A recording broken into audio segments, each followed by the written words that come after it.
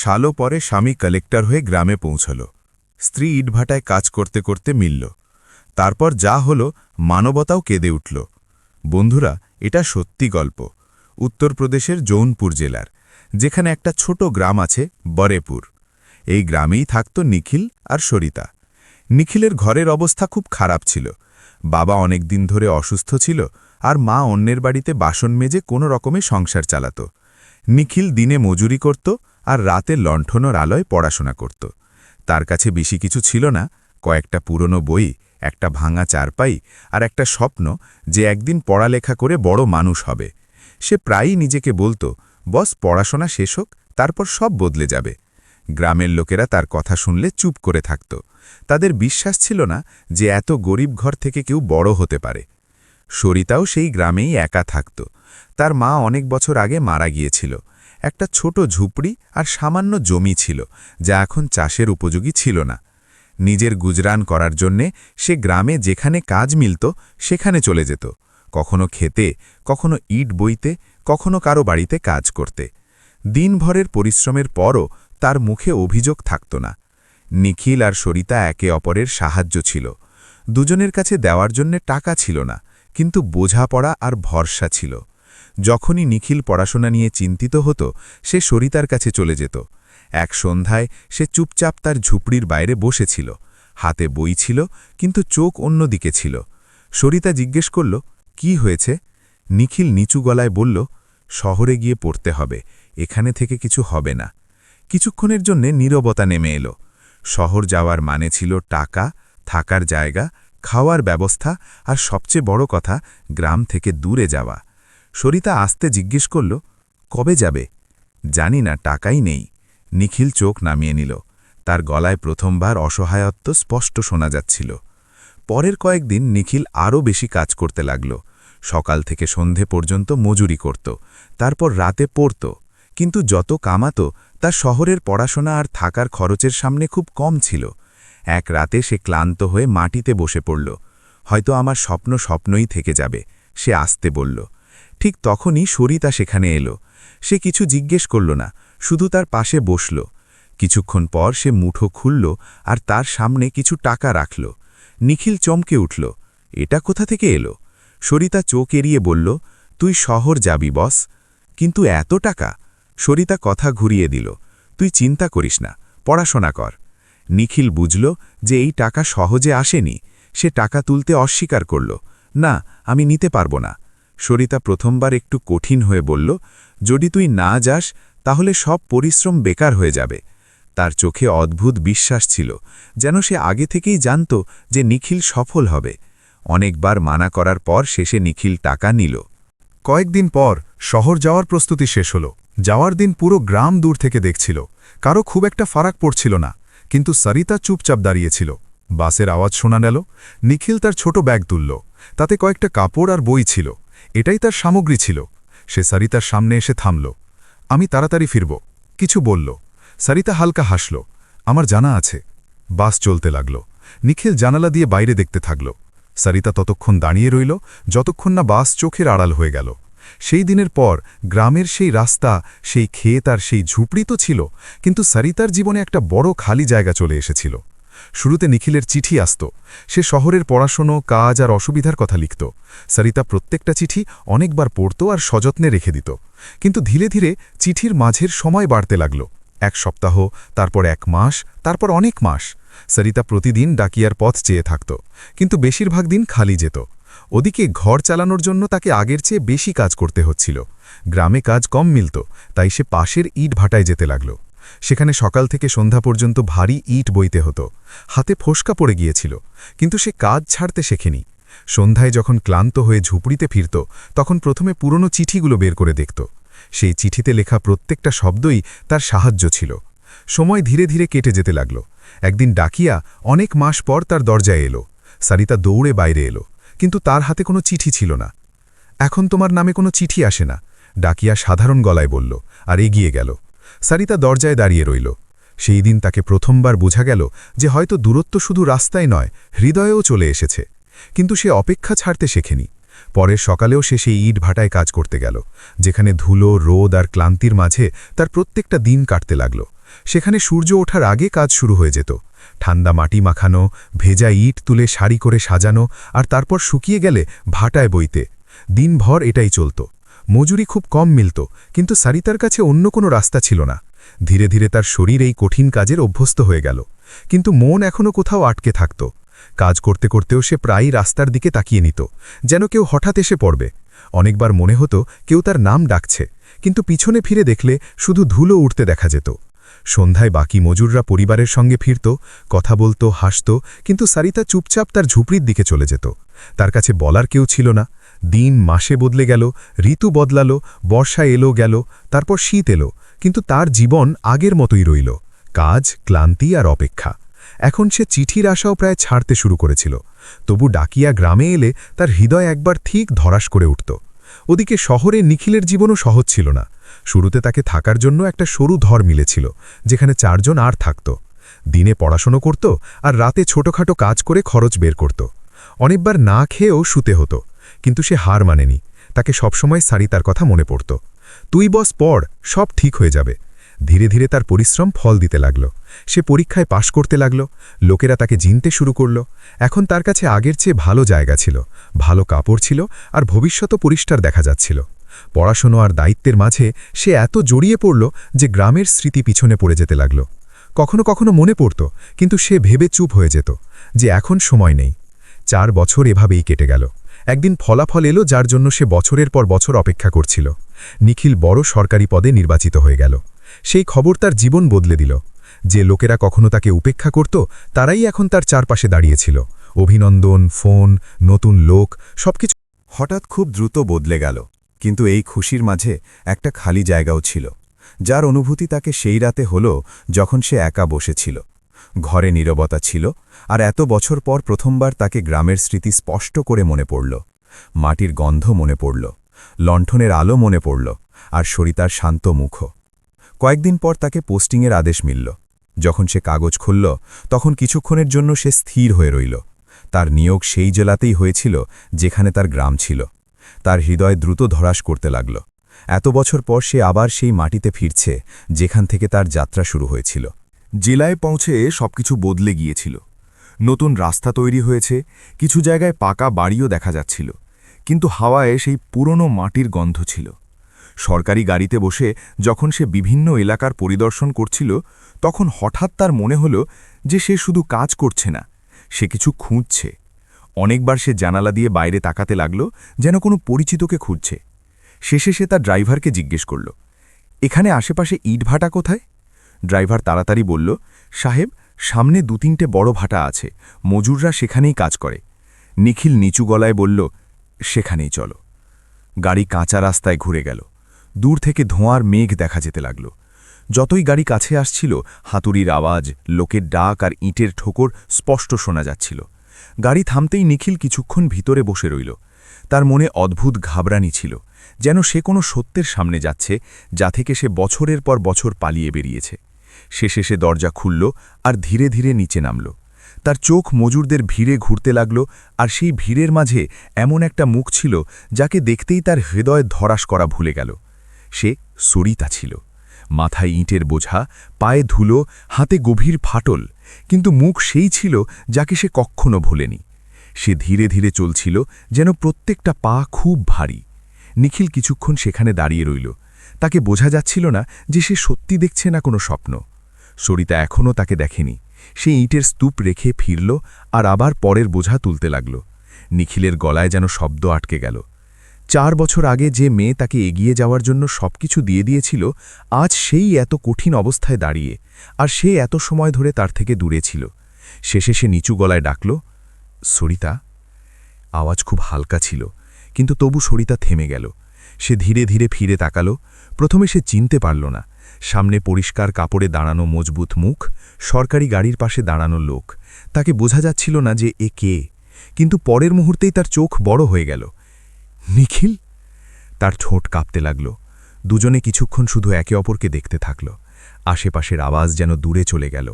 ভাটার শব্দ, লোকের কথা, সবকিছু ঝাপসা হয়ে গেল। নিখিল এগিয়ে এলো, কিন্তু পা ভারী ছিল। তার কাছে শব্দ ছিল না।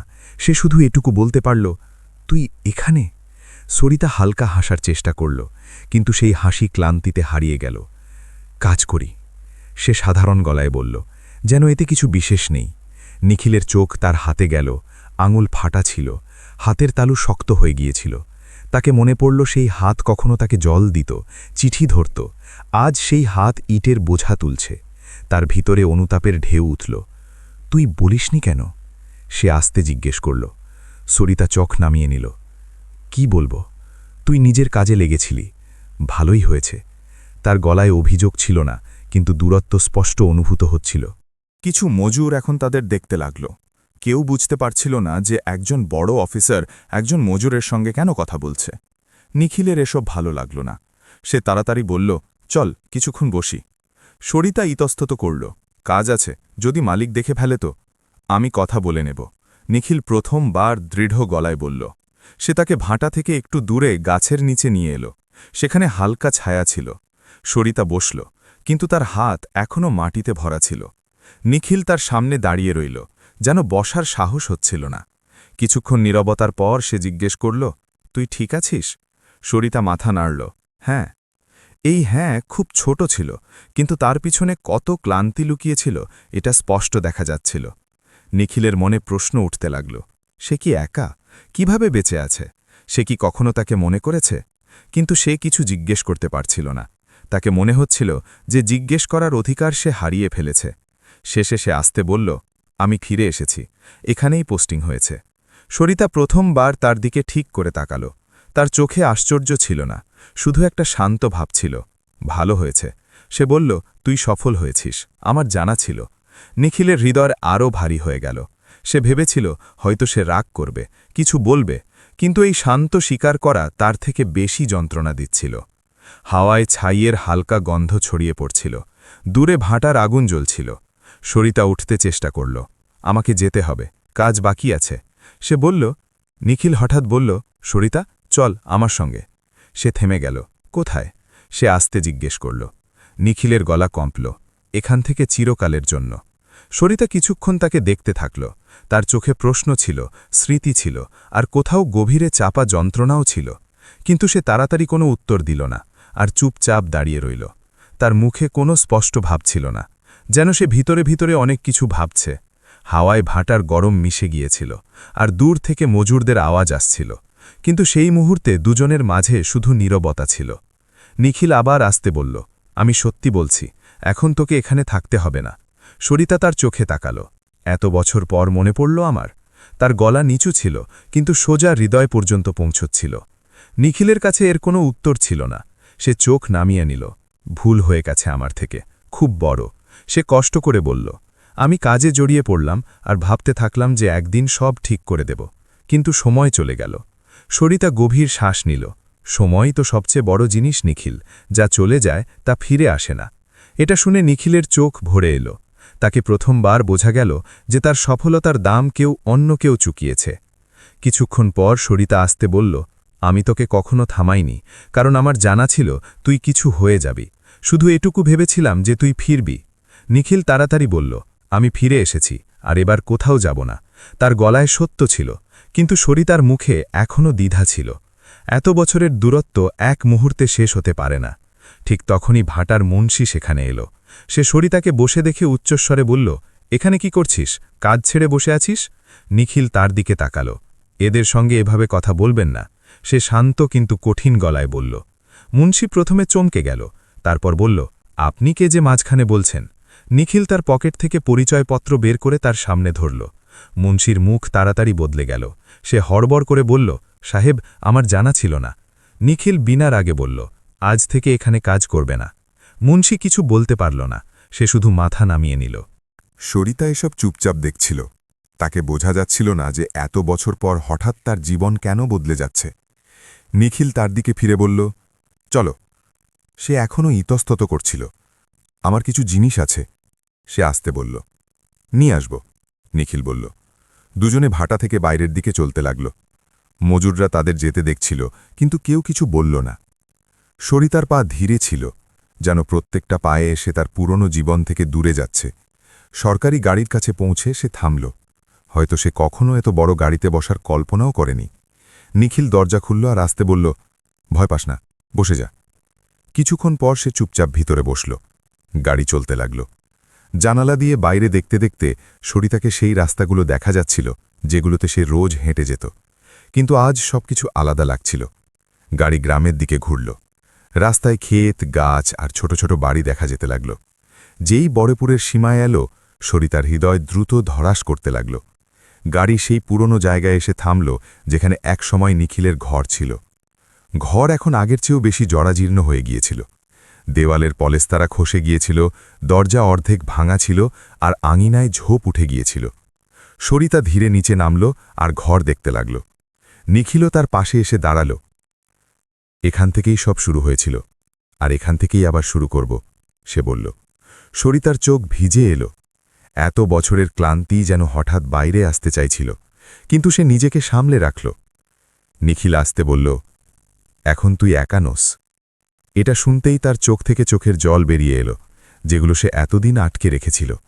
অনেক বছর পর প্রথমবার তার মনে হল যে হয়তো অপেক্ষা শেষ হয়ে গেছে, কিন্তু হৃদয়ে এখনও একটা ভয় বাকি ছিল যে কোথাও এসব স্বপ্ন না হয়। সে ভাঙা দেওয়ালের সেই ঘরের সামনে দাঁড়িয়েছিল যেখানে একসময় জীবনের শুরু হয়েছিল আর যেখান থেকে একদিন সব ছড়িয়ে পড়েছিল। আঙিনায় শুকনো ঘাস উঠে গিয়েছিল, ছাউনি জরাজীর্ণ হয়ে ভেঙে পড়েছিল আর দরজার কাঠ পৌঁছতে শুরু করেছিল। তবু সেই ঘরে একটা অদ্ভুত আপনত্ব ছিল, যেন সে এখনও তাদের অপেক্ষা করছে। নিখিল আস্তে দরজা ঠেলল। সে চরমর করে খুলে গেল। ভিতরে ধুলো জমেছিল, কোণে মাকড়সার জাল ঝুলছিল আর ভাঙা চারপাই একদিকে পড়েছিল। সে কিছুক্ষণ চুপচাপ দাঁড়িয়ে রইল, যেন প্রত্যেকটা জিনিস তাকে পুরনো দিনের স্মৃতি মনে করাচ্ছে। সরিতাও ধীরে ধীরে ভিতরে এলো। সে দেওয়ালে হাত দিয়ে ছুল, যেন নিশ্চিত হচ্ছে যে এসব সত্যি। এটা ঠিক করে দেব, নিখিল বলল। আবার থাকার উপযোগী বানিয়ে দেব। সরিতা হালকা গলায় জিজ্ঞেস করল, তুই সত্যি এখানেই থাকবি? নিখিল বিনা ভেবে বলল, হ্যাঁ, এখন কোথাও যাব না। তার কথায় কোনো দেখানো ছিল না। এত বছর পর প্রথমবার সে তার সিদ্ধান্ত নিয়ে পুরোপুরি শান্ত দেখাচ্ছিল। পরের দিন থেকে কাজ শুরু হয়ে গেল। মজুর ডাকা হলো, ভাঙা ছাদ সরানো হলো, নতুন কাঠ লাগানো হলো, দেয়ালে আবার পলেস্তারা চড়ানো হলো। গ্রামের লোকেরা দূরে দাঁড়িয়ে এসব দেখছিল। তাদের বিশ্বাস হচ্ছিল না যে সেই নিখিল, যাকে কখনো কেউ গুরুত্ব দিত না, আজ এত বড় অফিসার হয়ে নিজের পুরনো ঘর নিজে দাঁড় করাচ্ছে। সরিতাও খালি বসে রইল না। সে আঙিনা পরিষ্কার করত, ভাঙা জিনিস আলাদা রাখত আর নতুন ঘরের জন্য জিনিস সাজাত। তার মুখে ক্লান্তি তো ছিল, কিন্তু এবার সেই ক্লান্তিতে আশাও ছিল। অনেক বছর পর তার দিন শুধু মজুরিতে কাটছিল না। কয়েকদিনে ঘর চেনা যেতে লাগল, ছাদ মজবুত হয়ে গেল, দেয়াল চকচক করতে লাগল আর আঙিনা আবার খোলা দেখা যেতে লাগল। যখন শেষ কাজ শেষ হলো, তখন নিখিল দরজায় নতুন খিল লাগালো আর পিছিয়ে এসে ঘর দেখল। এখন ঠিক আছে, সে আসতে বলল। সরিতা দরজায় দাঁড়িয়েছিল। তার চোখে চমক ছিল, কিন্তু সে কিছু বলতে পারল না। হয়তো শব্দ কম পড়ছিল। সন্ধ্যায় দুজনে আঙিনায় বসেছিল। হালকা হাওয়া বইছিল আর আকাশে সূর্য ডুবছিল। চারদিকে শান্তি ছিল, সেই শান্তি যা অনেক লম্বা সংগ্রামের পর মেলে। নিখিল নিচু গলায় বলল, তোকে জানা আছে, আমি যত এগোলাম ততই খালি হয়ে গেলাম। সব কিছু ছিল, কিন্তু সুখ ছিল না। সরিতা তার দিকে তাকাল। আজ বোঝা গেল যে আসল কমতি কি ছিল। সে আরও বলল। সরিতা কিছু জিজ্ঞেস করল না, কিন্তু তার চোখে উত্তর ছিল। নিখিল তার দিকে তাকিয়ে বলল, তুই ছিলি না। এটা শুনে সরিতার চোখ আবার ভরে এলো। সে চোখ নামিয়ে নিল, যেন তার চোখের জল লুকাতে চায়। কিছুক্ষণ পর সে আসতে বলল, আমি কখনো ভাবিনি যে সব আবার এমন হবে। নিখিল বলল, আমাকেও না, কিন্তু হয়তো কিছু সম্পর্ক ভাঙে না, শুধু সময়ের নিচে চাপা পড়ে যায়। রাত গভীর হতে লাগল। আঙিনায় দিয়া জ্বলছিল। সেই ছোট আলোয় দুজনের মুখ স্পষ্ট দেখা যাচ্ছিল, ক্লান্ত কিন্তু সন্তুষ্ট। নিখিল গম্ভীর হয়ে বলল, একটা কথা প্রতিজ্ঞা কর, এখন কখনো আমাকে ছেড়ে যাবি না। সরিতা তার দিকে তাকাল। এবার তার চোখে ভয় ছিল না। যদি তুই সঙ্গে থাকিস তো কোথাও যাওয়ার দরকারই পড়বে না, সে শান্ত গলায় বলল। নিখিল আস্তে মাথা নাড়ল। আমি সবসময় সঙ্গে থাকব। সেই মুহূর্তে কোনো বড় প্রতিজ্ঞা ছিল না, কোনো সোর ছিল না, শুধু দুজন মানুষের শান্ত বিশ্বাস ছিল, যা শব্দের চেয়ে অনেক বেশি মজবুত। দিন কাটতে লাগল। ঘরে চুলা জ্বলতে লাগল। আঙিনায় পরিষ্কার থাকতে লাগল, আর অনেক দিন পর সেই ঘরে জীবনের আওয়াজ ফিরে এলো। এখন সরিতাকে সকালে ইটভাটায় যেতে হয় না। সে ঘর সামলায়, গাছ লাগায়, আর কখনো কখনো আঙিনায় বসে আকাশ দেখে, বিনা চিন্তায়। নিখিল তার কাজে যায়, কিন্তু সন্ধ্যায় সোজা ঘরে ফিরে আসে। এখন তার সবচেয়ে বড় খুশি এটাই যে কেউ তার অপেক্ষা করছে। এক সন্ধ্যায় দুজনে আঙিনায় বসেছিল।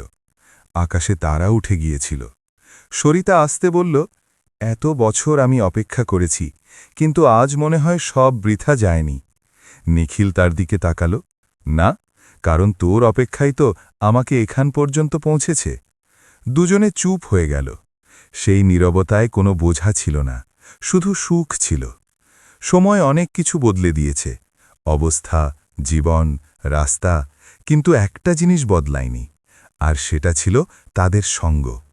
আর হয়তো জীবনের সবচেয়ে বড় জয় এটাই হয়, যখন মানুষ সব কিছু হারিয়ে ফেলেও তার সবচেয়ে দরকারি সম্পর্ক ফিরে পায়। বন্ধুরা, এই গল্পের শিক্ষা এটা যে সত্যি সঙ্গ আর সত্যি ত্যাগ কখনো বৃথা যায় না। সময় যত লম্বাই হোক না কেন, যদি হৃদয়ে পরিষ্কার থাকে তো সম্পর্ক আবার জুড়তে পারে। সফলতা তখনই পূর্ণ হয় যখন তাতে নিজের লোকের জায়গা খালি না থাকে। কিন্তু এখন আপনারা বলুন, যদি আপনার জীবনে এমন কোনো মানুষ থাকে যে আপনার জন্য সব কিছু করেছে, তো আপনি কি তাকে কখনো একা ছেড়ে দিতে পারেন?